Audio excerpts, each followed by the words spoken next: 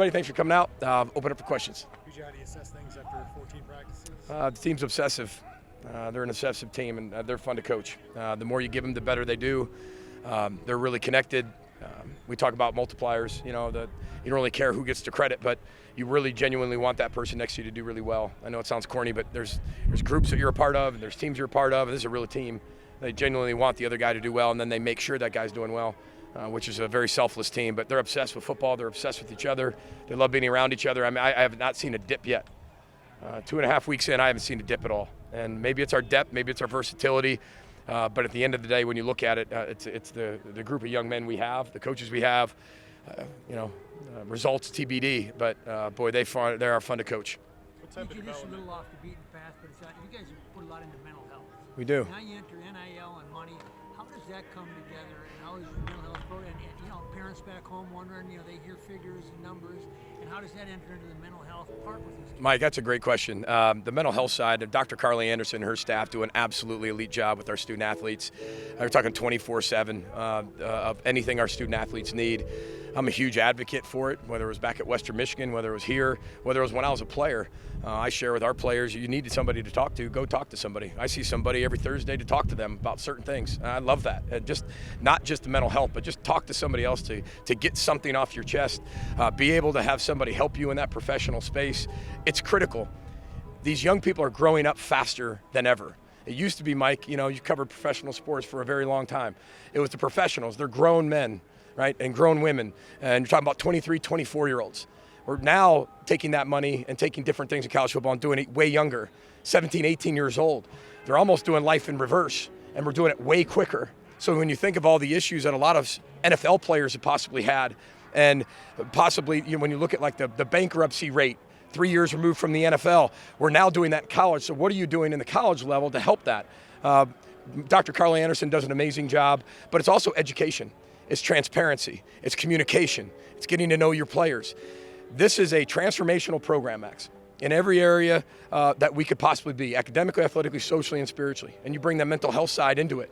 But we're a transformational program. That doesn't mean transactions aren't part of a transformational program, but it still comes down to values. And we value the person, right? From the tip of their head to the end of their toes, and everything included. And we value that entire person. And I think that's what makes our program special for people that fit it. That even in this NIL world and this pay-for-play world, we might not have the highest budget everybody has, but we can retain players because they value the experience, the life experience they're going to have. And mental health is a huge piece of that. But Dr. Carly Anderson and her staff deserve a ton of credit. And a lot of our players see sports performance. And they don't know that Dr. Carly and her staff, they do. You might not know, they train with the Olympians for that one moment that they have to perform for 11 seconds. They train 4 years for that 11 seconds, and they have to do it. That's more sport performance as well. So making sure that we have, strength coach, we got a DB coach, we got a quarterback coach, we got all these coaches. But the brain tells everything what to do and how to do it, and if it's in a good state or a not so good state. So Dr. Carly deserves a ton of credit for all of that, and so do our players for actually having the courage to reach out and use those types of resources that they're surrounded by. Great question, Mike. Along those lines, you maintain the culture here and instilled in this last what's the challenge in maintaining that culture in today's rev share business type world? That's a great question, Chip. I think as the louder the noise gets on the outside, and the more the changes happen on the outside, the more you just have to continue to be authentically and genuinely you inside. And that's what our program is. I mean, we are who we are. The pay for play, a ton, not so much, still won't change how we run our program. It'll add what education we give our players in the future, right? From tax classes to finance classes, to support systems, how to go about picking certain people within your circle, whether it's accountants or financial advisors, or life coaches, things like that, and making sure that circle's really strong. But when you're talking about the external, that's the external. That's always going to keep changing. The one thing that stays the same in college athletics, and it always changes. And that number is going to keep moving. That number is going to keep getting bigger. The attention of pay for play is going to get even stronger. But internally, it's all about the life values and the program and what these student athletes, we'll find 25 players in the high school level, from West Coast to East Coast, North to South, that fit us. I promise you we'll do that, because we're going to find the right families who value what we value. Doesn't mean money's not important. Money's really important. But if it's the number one thing you value, it'll be what you do everything for. And sooner or later, that's going to leave you empty, right? And we want to be able to fulfill these players, right? And that's what the value system does. So I think us being louder internally and being us for who we are, but also changing within the transaction world has really helped us maintain a really good culture. DJ, 59 academic All Big Ten, one years as academic All-American. Talk about the effort, not just through the players, coaches, but all the administration making that happen. Yeah, I mean, academics are really, at the end of the day, why kids come to college. I mean, I know that gets lost in the shuffle, but I think I said this at Media Days, is the student classroom experience is really important. We got guys out here with 4.0s. They're in the Carlson School of Management.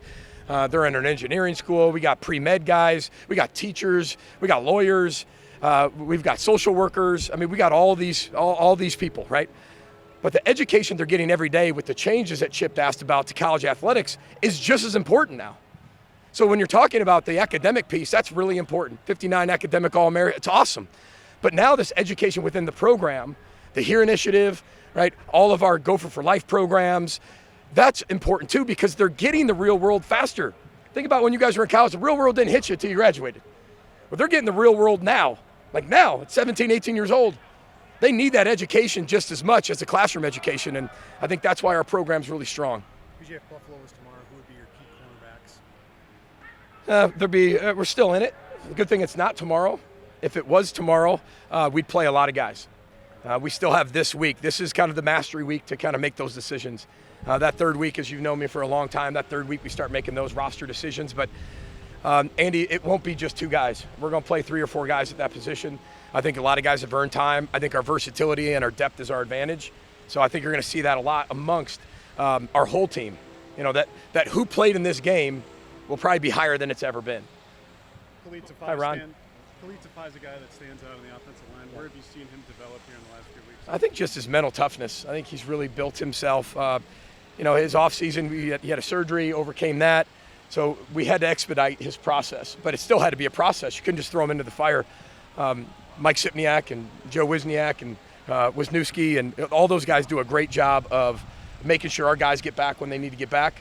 But Khalid's done a great job of absorbing all of that. He's more mature than he got here.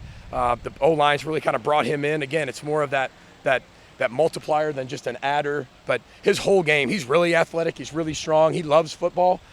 We just got to keep going with him and get him in that playing shape, and should be really good. Yeah, great question. A lot of check marks we want to hit. Being in the stadium as much as possible, Grimmy. We're here today, obviously, but we have our mock game coming up. We've got a night practice on Thursday in the stadium, which is going to simulate game day. 2 weeks from kickoff, exact time. We'll start practice when kickoff starts. So we do a lot of those things, roster movements, things like that. We'll start doing.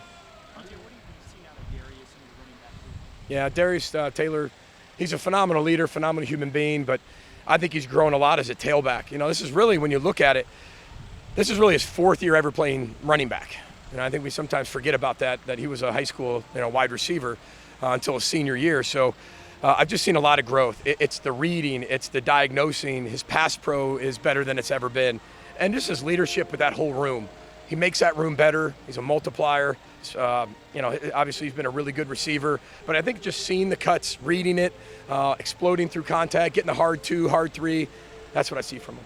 Where's taking this offense from beginning of camp to now? They're growing. They're growing. I think they're a way closer unit than they were from the spring. You talk about guys that keep multiplying each other. I keep bringing up that word, but that's what they're actually doing. They don't really care who gets the credit. If they stay obsessed and they stay selfless, they got a chance to be really good. When you look at Coy, Jalen Smith, Turner, it seems like you have some real speed and explosiveness to that side. I think we do, Chip. I really do. I think we've got some maybe players that maybe people haven't heard much about. I'm not saying people haven't heard about Coy, but the Jalen Smiths of the world, a lot of people don't know much about him, but they're going to find out really quick. And I think that's what's fun about our whole offense is, I think last year you pointed to maybe 2 or 3 people. You're like, all right, these are the 2 or 3 guys that can make plays, whether it was Daniel or Elijah or Darius. Here, I think that's maybe we have 3 times as many guys that can all function with the offense, make plays, be an explosive playmaker. And again, it goes back, if we can stay selfless and stay multipliers throughout the whole season and not care who gets the credit, this can be a really good offense. Hey, we'll take two more. We'll go Daniel, go ahead. We'll go to Atticus. Okay. How do you use training camp to learn more about intangibles of players, like the traits that only show up when you maybe place them in challenging situations? Well, one, it's how they practice, right? Two, we have group meetings at night, here and there, like small breakout groups. You learn a lot about your players, how they handle themselves, and what they've been through. There's some things that maybe they haven't even told me that they're telling other people or that I find out. I think those are really important.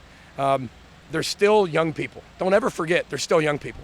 Behind the money, behind the exposure, behind all these things that were making them grow up really fast. We had a magician, Tom Pichet, in yesterday. And they're kids. They just want to laugh. They just laughed. And they thought the magic was so cool. And bringing them all together, I mean, that's what it's all about. You take them to lunches and you take them to dinners, you get them off campus, and you watch them be a team. You watch them be 18 to 22-year-olds.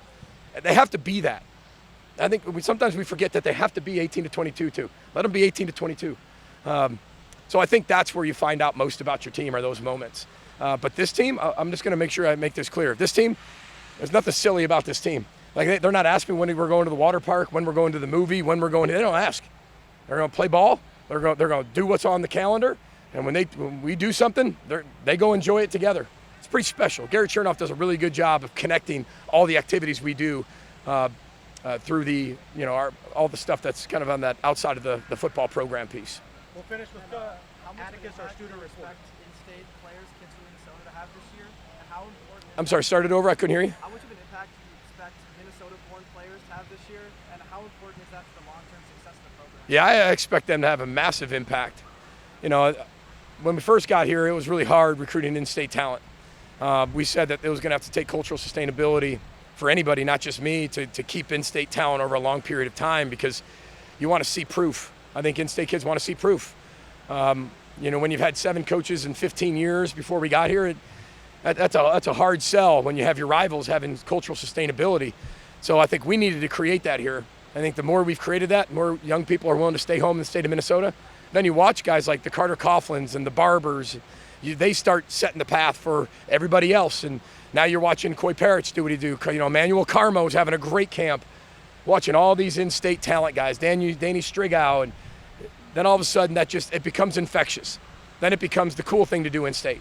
It becomes we should all do that instead of just talk, and I think that's really important. So we're excited about what we're doing. We're excited about the classes we continue to have from the state of Minnesota, and look forward to keeping that tradition going here. All right, thank you guys. Thank you, Coach. Thanks for coming, everybody. Roll the boat, Sky Mago Gophers. Thank you.